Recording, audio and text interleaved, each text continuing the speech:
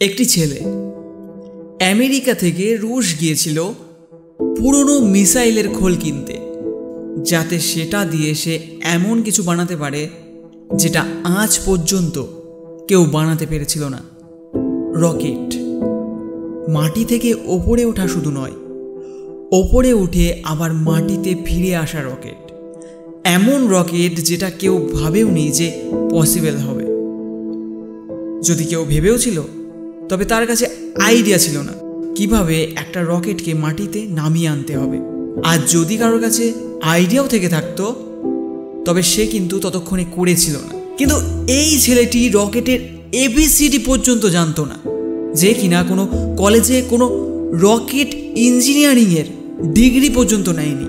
সেই ছেলেটি এমন একটা রকেট বানাতে চলেছে যে ওই সময়ের রকেট বানানো কোম্পানিগুলোর জানা পর্যন্ত ছিল না।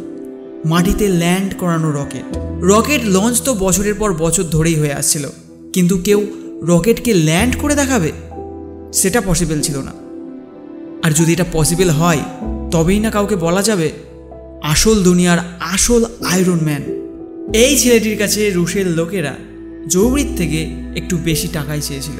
এমনকি এটাও বলা হয় যে রুশে যে মিটিংটা হয়েছিল, সেখানকার কমিটির সদস্যরা এই ছেলেটির অনেক মজা উড়িয়েছিল, তাকে নিয়ে ঠাট্টা তামাশা করেছিল, এমনকি তার মুখে থুতু পর্যন্ত দেয়া হয়েছিল, এটাও শোনা গিয়ে থাকে। আর তাকে এটা বলা হয়, তোর কাছে টাকা তো নেই, আর তুই মুখ উঁচিয়ে চলে এসেছিস মিসাইল কিনতে। সেদিন আর ডিলটি সম্পূর্ণ হলো না। সে ফেরত চলে এলো তার দেশে, আর ওই দিন থেকে বই তুলে নিল এই প্রশ্নের অ্যান্সার খুঁজতে যে আমি কেন পারবো না রকেট বানাতে।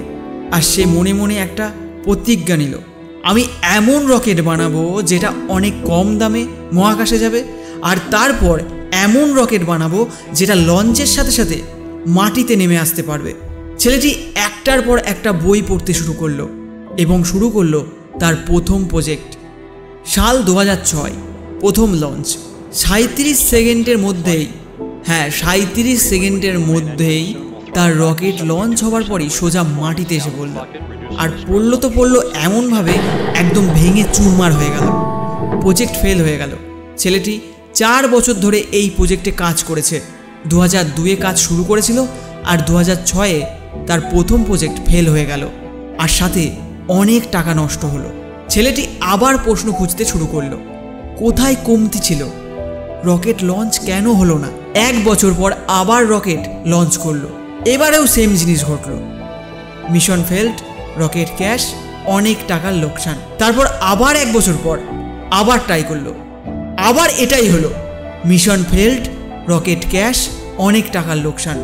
একটার পর একটা করে 3-3টে বার তার প্রজেক্ট ফেল হয়ে যায়।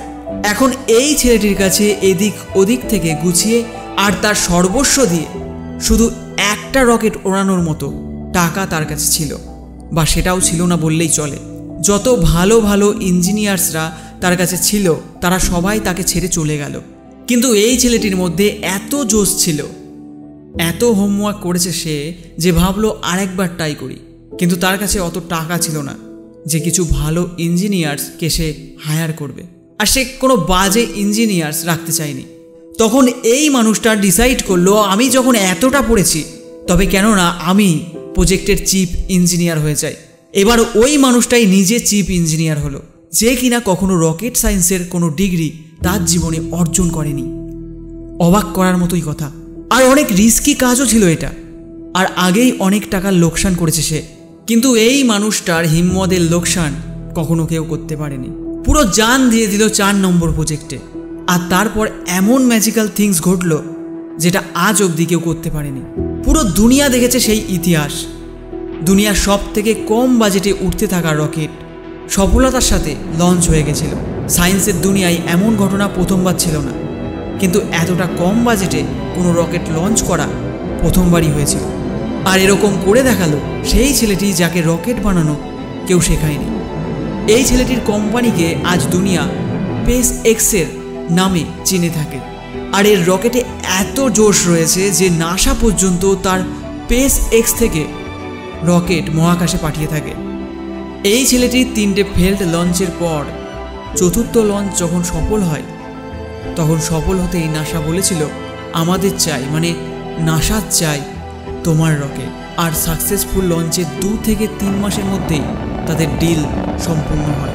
কারণ এর আগে নাসার অনেক খরচা হতো স্যাটেলাইটকে লঞ্চ করতে, কিন্তু এই ছেলেটি এখানেই থেমে যায়নি। বলল এমন রকেট বানাবো যেটাকে বারবার ব্যবহার করা যাবে।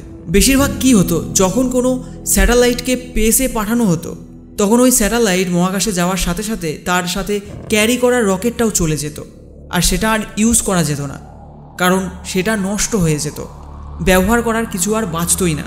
মানে এই ছেলেটা এমন একটা রকেট বানাতে চেয়েছিল যে মহাকাশে গিয়ে নিজের কাজ করে আবার সুরক্ষিত নিজের জায়গায় মাটিতে ফিরে আসবে, এবং আবার তার মধ্যে ফিউল ভরে আবার তাকে যাতে ব্যবহার করা যাবে। যখন এই ছেলেটি 2011-তে অ্যানাউন্স করলো যে আমি ল্যান্ড করা রকেট বানাতে চাই, তখন আবার অনেক লোকে হাসাহাসি করলো।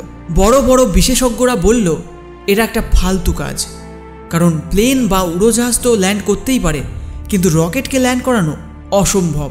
এই ছেলেটির মাথায় অসম্ভব বলে কোনো শব্দই ছিল না, এর মাথায় কেবল জেদ ছিল, আমি ল্যান্ড করা রকেট অবশ্যই বানাবো, সবাইকে ভুল প্রমাণ করব। ছেলেটি পরের 4 বছর অবধি দিন রাত এক করে অনেক ফেল্ড রকেট টেস্ট করেছিল। তারপর সব শেষে 2015-তে পুরো দুনিয়া আবার অদ্ভুত দৃশ্য দেখলো, যেটা কিনা শুধু আজ অবধি হলিউডের সিনেমাতে দেখা গেছে। এই ছেলেটি ল্যান্ড করা রকেট বানিয়ে দিল, অসম্ভব সম্ভব হয়ে গেল। আর এই ছেলেটি তারপরও থামলো না, ওই মহাকাশে যাওয়া ক্যারিয়ার রকেটকে জলেতে ভাসতে থাকা প্ল্যাটফর্মে খুব সহজে আর পুরো অ্যাকুরেসির সাথে ল্যান্ড করে দেখালো। অসাধারণ এই ছেলেটা। তার রকেট মহাকাশে যায় 10 থেকে 12 মিনিটের মধ্যে, স্যাটেলাইটকে ছেড়ে আবার নিজের জায়গায় ল্যান্ড করে। এই মানুষটাকে রিয়েল দুনিয়ার আয়রন ম্যান বলবো না তো আর কাকে বলবো।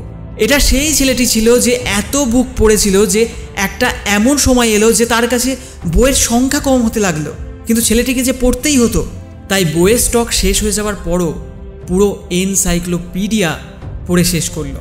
এই মানুষটা আজ দুনিয়ার সবথেকে ধনী ব্যক্তি, যাকে কিনা একদিন এটা বলে মজা করা হয়েছিল, তোর কাছে টাকা তো নেই আর তুই মুখ উঁচিয়ে চলে এসেছিস মিসাইল কিনতে। আজ এই ছেলেটির অকাত এতটা বেড়ে গেছে যে সে এরকম কমেন্ট করা লাখ লাখ লোককে কিনতে পারে। হ্যাঁ, সত্যি টাকা মানুষকে কিনে নিতে পারে বন্ধু, এটা সত্যি আজকের দুনিয়ায়। আর এই ছেলেটি ধনী কেনই বা হবে না, কারণ সে যে ডিজার্ভ করে। ইলন মাস্ক নাম তো শুনেই থাকবে, এই নামে জোশ রয়েছে, কারণ এই নামের পেছনে যে মানুষটি রয়েছে তার নলেজে জোশ রয়েছে। আর এটা এখানেই শেষ হয় না, ইলন মাস্ক এমন অনেক ধরনের কাজ করতে চায় যেটা আজ ইম্পসিবল মনে হতে পারে, কিন্তু এটা তো ভুললে চলবে না যে ল্যান্ডিং করা রকেটও একটা সময় ইম্পসিবল মনে হতো। এনার এমন অনেক প্রজেক্ট চলছে যেটার বিষয়ে অনেকে ভাবতেও পারবে না। তার মধ্যে একটা ফেমাস প্রজেক্ট হলো হাইপারলুপ, যেটাতে মাটির ভেতর দিয়ে হাওয়ায় জাহাজেরও বেশি স্পিডে ট্রেন চলার পদ্ধতি বানানো হবে, এমন টেকনোলজি হবে সেটা। এবার গুরুত্বপূর্ণ কিছু কথা বলি। আমাদের দেশ, এই দেশে সবথেকে বেশি জোয়ান ছেলে ও মেয়ে রয়েছে। এত বেশি জোয়ান ছেলে মেয়ে রয়েছে যে কয়েকটা দেশের টোটাল পপুলেশনও এতটা হবে না। আমাদের দেশেও এরকম ট্যালেন্টের কোনো খামতি নেই, শুধু চাই একটা স্বচ্ছ পরিকল্পনা, একটা স্বচ্ছ ভিশনের, আর সেটাকে অ্যাকশনে পরিবর্তন করার। এলন মাস্কের প্ল্যান হলো নিয়ার ফিউচারে আমরা পৃথিবী ছাড়াও এমন অন্য জায়গায় বসবাস করতে পারবো যেখানে মানুষ সুরক্ষিত থাকতে পারবে। কারণ হতে পারে ভবিষ্যতে কোনো অ্যাস্টেরয়েড আমাদের পৃথিবীর সাথে ধাক্কা খেলো, আর ঠিক ওইভাবে মানব সভ্যতা শেষ হয়ে গেল, যেভাবে একসময় ডাইনোসরাস শেষ হয়ে গেছিল বা অদৃশ্য হয়ে গেছিল।